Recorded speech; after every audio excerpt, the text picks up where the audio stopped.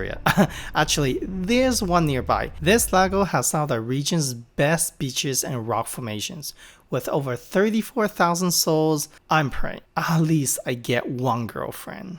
In this city, one thing you do have to be wary of is this right here. Basically really tight, narrow street. So just be careful, keep your eyes on the road, or else you may cry when you return your car. Be warned. My first stop, the Church of Saint Sebastian, designated as a National Monument of Portugal since 1924. Dating from the 14th century, the church has gone many modifications over the centuries and suffered damage in 1755 earthquake and again in 1969 quake. The architectural styles include Gothic and Manuel lines named after the monarch Manuel I. Sadly, it's not meant to be. Everything is closed today, including the churches. Even priests need a rest. So over down there is actually Saint Sebastian Church. Well, it's closed, but if you come a little bit further off, you actually see a nice vantage point right here. Look at that.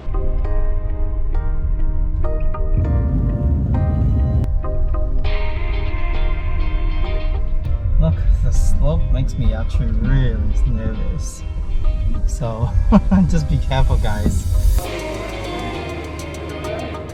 I did find a parking spot, and with that being said, let's go and check out the old town, shall we? The old town is surrounded by a 16th century wall enclosing a picturesque plazas, cobblestones, churches, charming restaurants, fantastic nightlife, and more. In the center, this silver sculpture by Gerald Cutilero, commemorating the ill-fated founder of the city in armor, was inaugurated in 1973.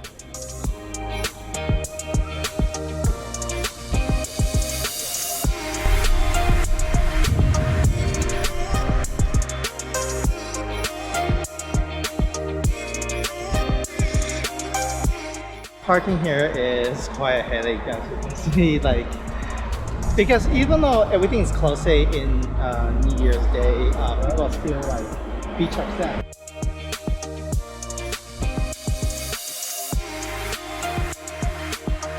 Near the Lagos Fort on the Avenue of Discovery is a statue of São Gonçalo de Lagos, who lived in the 14th and 15th centuries and is an important religious figure in the town. This very town is his birthplace, and he is a patron saint. Born into a fishing family, he is especially venerated by fisher folk in the town. Lagos spent most of his adult life as a monk in a monastery. He was beatified by the Pope Pius VI in 1798.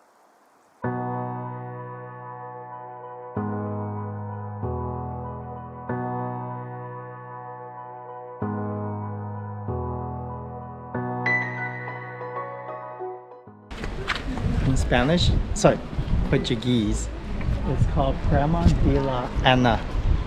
My pronunciation sucks. So. That being said, look at this.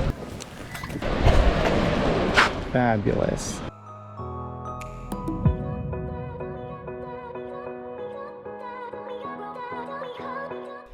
It was getting a little dark. We had to check out one of the biggest draws to Lagos. Located in the south and surrounded by limestone cave, Dona Ana Beach is one of the best and most photographed beaches in Algarve. This 160-meter sandy stretch is surrounded by rugged rock formations, creating a dramatic and photogenic backdrop perfect for your Instagram shot or Tinder profile photos. The high cliff protects you from being cut on a scorching day and shield the beach from aggressive waves and making it an ideal spot for snorkeling and deep diving. It's quite a good small hike down and a small hike up. It's actually really nice.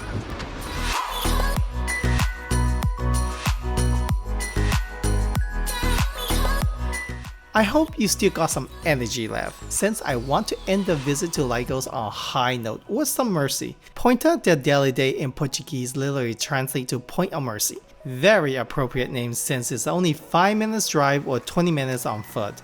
This is the most famous viewpoint for sunset. So if you got a date, even better. Trust me, it's totally worth it. Honestly, it's crazy how many viewpoints are everywhere in Portugal. I hope it's spectacular. Another different about this vantage point is there's so much greens. Like there's greens everywhere. And there's also a nice boardwalk as well, which I think is really awesome if you want to get some hiking done. But I'm gonna go down there actually. I think the lighthouse right there. Definitely you get a nice hike. Look at that. Spectacular. This picturesque yellow golden cliff reaches 20 meters high. There are several grottos that can be visited by boat. If you got more energy to burn, there's a small stairways and path down to get closer to the beach. But you can also enjoy the natural beauty with many other trails along the cliff, and all lead to the most famous landmark in the city, the Point of Mercy Lighthouse. Built from stones and rising 51 meters above the sea level on the site of the ruins of a hermitage and a farmhouse that was bought from the owners.